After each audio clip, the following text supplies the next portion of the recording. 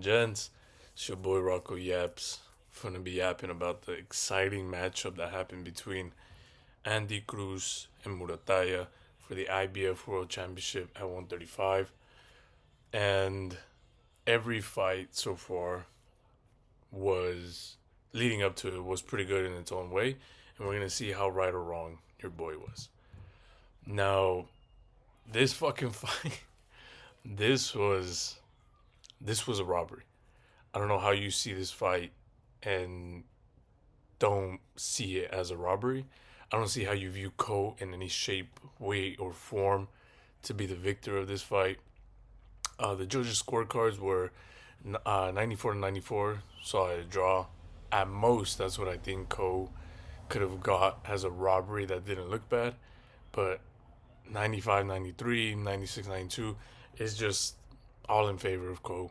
It's just not what I saw. I saw a fight that, yes, even though I said I had heart, doesn't mean I'm gonna let that cloud my judgment in what I see the day of the fight. I said Hart's gonna win. I gave my reasons why, and Hart was doing it. Hart was giving the reason was doing the reasons why I thought he would win. He was implementing a lot of good techniques, good movement. He was sticking and moving, despite his age, despite him not boxing in a bit. He was sticking and moving. He was moving around good. It's just, you know, and he even got to the point where he was frustrating Cole a lot. And as you can see by the photo, he Cole got so frustrated that he body slammed him. He body slammed Hart, and it was just obvious signs of frustration and not knowing what to do, whether from him or his coach or just him on his own. It just seemed like there was no game plan from Cole's side to kind of implement something different in order to get the rounds back. And it's just, my opinion, what's next for Cole, what's next for Hart is an immediate rematch. This fight was already anticipated between them because they were supposed to originally fight back in October in the undercard for Boots and his 154-pound um, like debut, and then they got canceled because Cole got hurt, and then Cole came over 7 pounds heavier in this fight, and he still managed to get outboxed. It's just ridiculous, and I think Hart deserves to have a rematch to solidify more. Like, hey, no, he's not somebody that could beat me.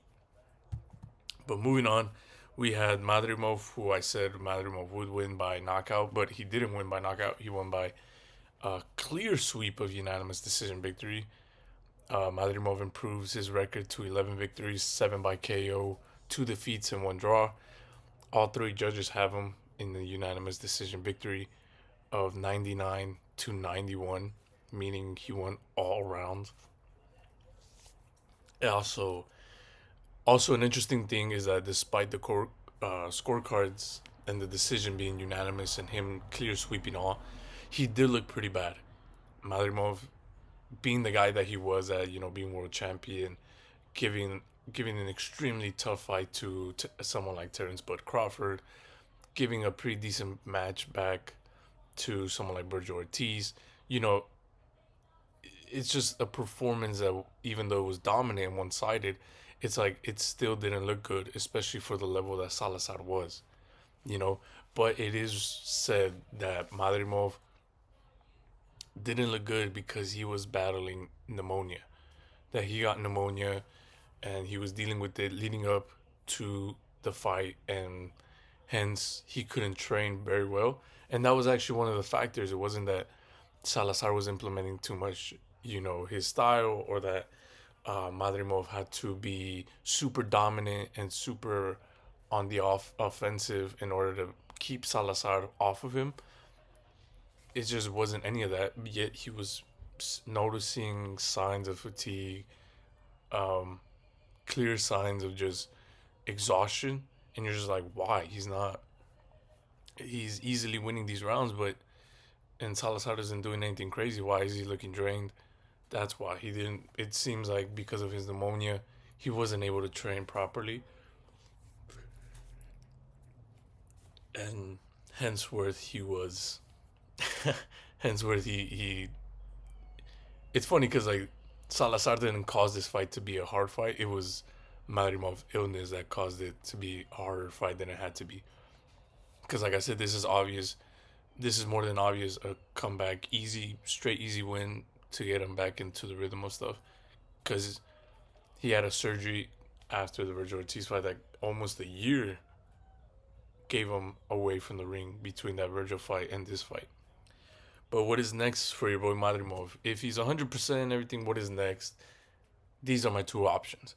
To your left is my option number one, the one I would push for more if I was Matchroom Boxing, aka Madrimov's promotion company. It's your boy Erickson Lubin. That motherfucker is a clear sign to. Unfortunately for him, he's a way to show like whether a prospect is good or a guy who was at the top still deserves to be at the top. That makes sense. In the sense that if a prospect is coming up, if you could beat Erickson Lubin, then he is demonstrating he deserves to be considered a contender. Or someone like Madrimov, who was at the top and is currently fighting back to be at the top. If you could beat someone like Erickson Lubin, then he's showing he deserves to be taken serious and whatnot. Um, for those who don't know who Erickson Lubin was or is, I mean, he's not fucking dead. But on his eighth fight, he fought and won for the WBC FECAR box. It's like the Federation of Central America Boxing. That's what that belt represents via the WBC. He won that, and then 10 victories later, he faced off in his most important fight of his career so far was against Jermel Charlo for the WBC. The WBC World Title, which he lost that fight via first round, TKO.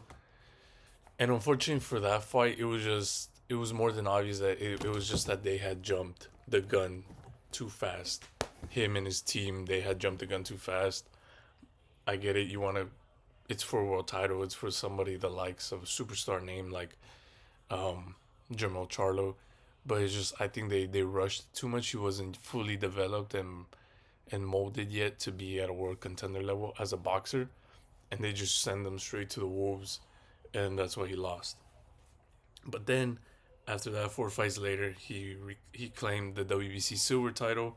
2 fights later, he then fights Sebastian Fundora for the WBC interim title, and he loses against Sebastian Fundora, going the distance with him.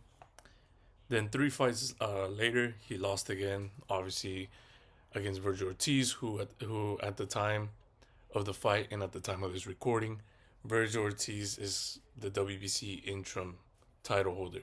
So, and he lost via like second or third round KO, I believe, something like that.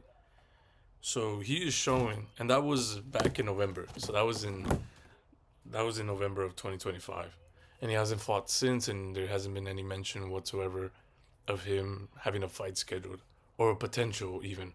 So I think a fight versus him would be good for Madrimov's profile and like his record, but specifically more right now, it would be good because it would show that he is on on a good track of coming back. Now, after the Erickson Lubin fight, or if you can't get the Lubin fight, the man to your right, his name is Bohachuk. He is a Ukrainian fighter who, in his 16th fight, captured the WBC Continental Americas belt. On his third title defense of that belt, he lost for the first time and was against a guy called Brandon Adams. Now, just in a moment, you fuckers are gonna know why that name is important. 2 fights later, that fool regained the WBC Continental Americas. Then 3 successful fights later, he goes for the WBC interim belt and he wins it on his first title defense of the WBC interim champ. He defends it against Virgil Ortiz, who he loses in a bit of a controversial fight, where in my opinion it was a draw, and a lot of people thought, Bohachuk won. I think it was a draw, but they gave the victory to Virgil Ortiz. And then he has 2 wins later. He has 2 lower level wins after that. Then on his third fight after the Virgil Ortiz loss, he faces yet again Brandon Adams in September of 2025, where he yet again loses to Brandon Adams. So, and since then, he same thing like Lubin. He hasn't fought since. He hasn't had even a mention of a scheduled fight or anything of that matter. So that's why I think. And then also, it was rumored that Bohachek and Madrimov were gonna fight before Madrimov fought Virgil. That's why we were all looking at Madrimov like, damn, this fool's moving crazy.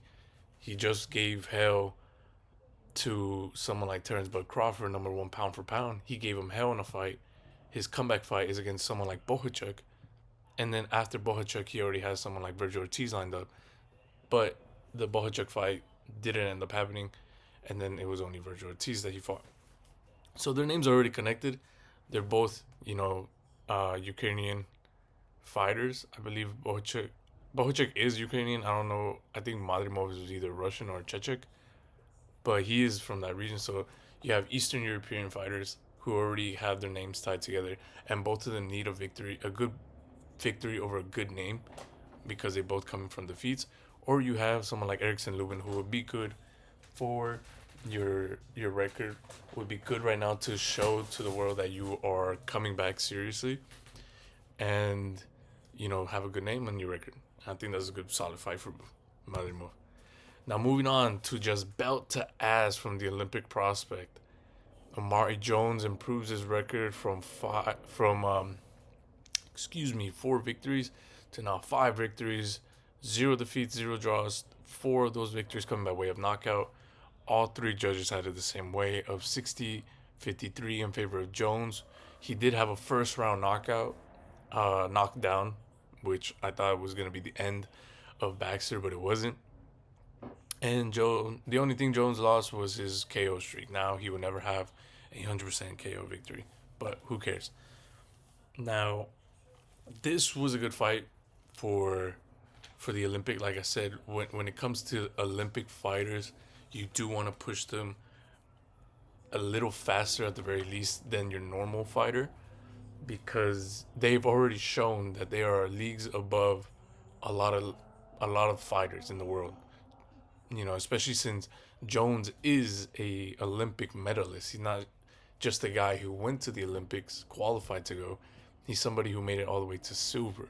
So he got a silver title, aka second place in the Olympics. He should be pushed a little further than most men and individuals to go. I did say he was gonna win by 3rd or 5th round knockout, but if he did win by points, it was gonna be unanimous. So your boy got that fucking right. Now, what is next for your boy? For your boy, I got these 2 options, solid fucking options in my opinion.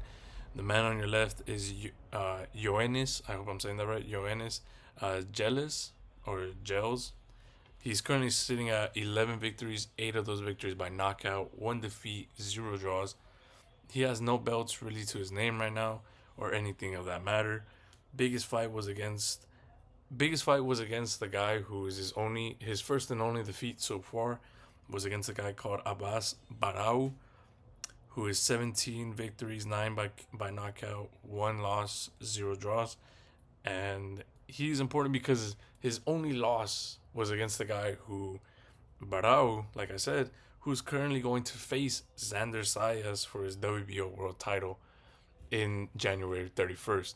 So he lost to a guy who's going to face a world champion level fighter in Xander Zayas. So that says a lot for this guy. So I think that'd be a good way for the prospect to kind of cut the line in a way to instead of facing these other low level prospects that are undefeated and whatnot, like Baxter, he could just cut the line to guys who have had, even though they have a loss or a draw or 2 losses, but they've shown that, hey, I lost, but I lost to a guy who's world title level. I lost to a guy who gave hell to this contender, So stuff like that is the opponents you should start looking for. And I think Ioannis to your left is a good one. Also, the man to your right could be a little bit more dangerous. That's why I put him in the 2nd place. Could be a little bit too much, too quickly, in the sense that his name is Pau Sosulin. He is currently at 12 victories, 6 of them by knockout, 0 defeats, 0 draws. In his 11th fight, he fought for the WBA Asia champ, which is the belt you see right there, and defended and won successfully, and that was his latest fight. So he's also a very high ranked Russian boxer in the division. He is also, so this is 154 pounds, by the way, for those who don't know. So he is one of the highest ranking Russian boxers at 154 pounds. He also is he is to be considered a contender later, maybe later this year, for the WBA world title against Abbas Barao for the WBA world title. So he may or may not go for that. I think it'd be a good way for the Olympic. If he's ballsy, super ballsy and confident, he could go for this guy. He could go for Sosulin and claim somebody like Sosulin, destroy him or outbox him and whatnot. And like I said, basically just cut the line. That's what you want to do. Cut the line, show that you're at a level. These are the two options, in my opinion, that will show that for Jones. Now, the next fight, yet another belt to ass via your boy Moses, who your boy right here did say I had it be a third or fourth round TKO for Moses, which did not happen, but your boy Moses did win, and I was correct about that.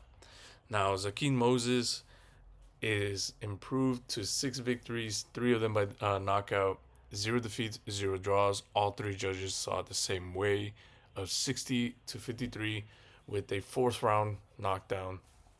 So very close. Your boy was very close to getting these knockdown predictions. It just didn't happen. Now, same thing. He's kind of like a prospect in the way, but he's considered a very high level prospect. He didn't. He has a very good amateur background, just like Jones, but he fights at 130. These are the options I have for Moses. What is next for Moses? What is next is the man to your left. I believe is the number one guy that should be on their hit list. His name is Kamal Moten. You guys have probably heard of him. For a while, he's been a very sought after prospect. Not only because is he viewed like the next Gervonta Tank Davis, but he has a good amateur background. He's with Floyd Mayweather. You know, he's being moved around by them, so he's pretty big despite only being a guy with eight fights, 8 victories, 6 by knockout, 0 defeats and draws. Now, May 31st, 2025 was his last fight of Kamal Moten. It was scheduled to fight the 28th, although the opponent isn't yet announced yet. He was supposed to fight February 28th, but like I said, it's not yet announced who. He just has that scheduled in his calendar to fight the 28th, but there's just nobody named yet. So I think, put your boy Moses in there. Plus, they have drama, they have beef because Kamal Moten, right before he turned pro, he suffered one loss towards the end of his amateur career, and that was because of Moses. Moses did defeat Kamal Moten in the amateurs, eliminating him also from going to nationals, and that's towards the end of Kamal Moten's amateur career when he decided to go pro. So they already have shared experience, shared ring. Moses has a victory over him, but it's the pros now. They're very similar. Like I said, Moses is currently sitting at 6 fights, 3 by knockout. Kamal Moten's only 2 more fights with 6 knockouts. So, it'll be a good fight. If he can't get that fight, or he does get that fight and win or lose, a good matchup for him also would be a guy to your right named Hayato Tsusumi, who is currently at 8 victories, 5 by knockout, 0 defeats, 0 draws. Very similar to Kamal Moten. He is the number 2 ranked Japanese fighter at 130 pounds. He is also third fight. In his third fight, he fought and won the Oriental and Pacific WBC belt, which is the one that you see right there. Basically, just means he is the best guy in the whole Oriental and Pacific region of the world, and he even defended it 5 more times after that. So he is a very good fighter. He's shown to be in that level, so why not? And he has a very interesting fighting style. I think it would be pretty tricky and pretty cool to see how Moses can deal with certain styles, especially leading up if you keep building up to 130 and the higher levels of fighters that are at 130, you want to build your fighter as much as you can. The best way to build them is by showing him the different types of styles that they're out there. And I think, you know, Susumi's style is very, very good for an exciting matchup, and Moses having to deal with that. But yeah, I think any one of these two fights will be banging. Moses versus Sutsumi, Moses versus Kamel would obviously be bigger, but both of them would be fucking hella cool to watch. Now, fuck. The main event. Alright, let's get into this shit. I did say that Cruz would win by unanimous decision victory. I said that he would probably frustrate Murataya a little bit, take him to deep waters. But no, it was not a robbery. I hear a lot of people saying, que se lo robaron, they fucking robbed Andy Cruz. They did not. In my opinion, at the end of the 10th round, I had it 5-5. This was a very grueling, tough match for both fighters. It was a very entertaining matchup for us, the fans. I had it 10-10. I mean, excuse me, 5-5. So when going into the championship rounds, obviously in a matchup this close and this hard to judge, those rounds are important. They're crucial. They're vital. They are needed. They're essentially needed for you to win. And I believe Murataya won those two rounds. I think he took the 11th and 12th, which inevitably meant that he won. Because, like I said, they were tied at the end of the 10th round. I had 5 rounds for Cruz, 5 rounds for Murataya. Now it was just like, let's see who takes the last 2 rounds. In my opinion, Murataya took them. Thus, 7-5. So, but with that being said, the judges' scorecards, though, the official ones were 114, 114. That's not a crazy thing, in my opinion. That's not a crazy thing at all. Some of those rounds where I give it to Murataya, you could have made a really successful case to say, hey, no, Cruz won that one. Same thing with Cruz. There's some rounds that I gave to Cruz that you could say, no, Murataya won that round and be successful in that claim. 116, 112, that's a little bit more fair. I don't think it was that much, but like I said, I did have 7-5. But the one that shocked me, and I don't know that, like, this is fucking stupid in my opinion. That's why I wrote it down. 118, 110. That is insane. I don't see a world where you look at this fight and you think, yeah, Murataya won 118, 110. I just don't see it. But Murataya does go to improve his record to 24 victories, 17 of them by knockout, 0 defeats, 0 draws. Cruz goes to now 6 wins, 1 defeat, 0 draws, and 3 victories by way of knockout. It was a majority decision victory for your homie Murataya. What is next for both of these fighters? For me, number one thing is a rematch. I don't see how you could look at that fight and be like, no, I don't want a rematch, or be mad if they do mention a rematch. Like, you could be excited to see Murataya and Cruz fight other people, but if they announce there's a rematch and you're mad about it, I don't see a world where you could realistically be mad about a fucking rematch between these two. The fight was good. It was super close. Both of them now have the experience of dealing with one another in the ring. Who knows what that could do with another 2-3 months of training and another fight. But if they don't rematch, I think these two fighters, can be the next two opponents for both of them. So what I mean by that, Morataya could defend his belt against your boy El Camarón Cepeda, or Andy Cruz could be like, I don't want a tuna fight. I don't want a bounce back fight. I want a tough fight that puts me back on the map. Give me El Camarón Cepeda. Or your man to your right, Morataya could be like, hey, I want to defend my belt. If I can't get a unification fight, I want to defend my belt against Kid Schofield. He's pretty popular right now. That would build my career a lot better. Cruz could do the same thing. Cruz could be like, I don't want a fucking tuna fight.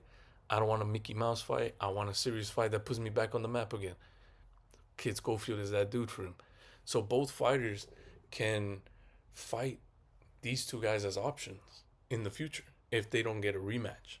Now, if you don't know who Camarón Cepeda is, he is 31 victories, 27 of them via knockout.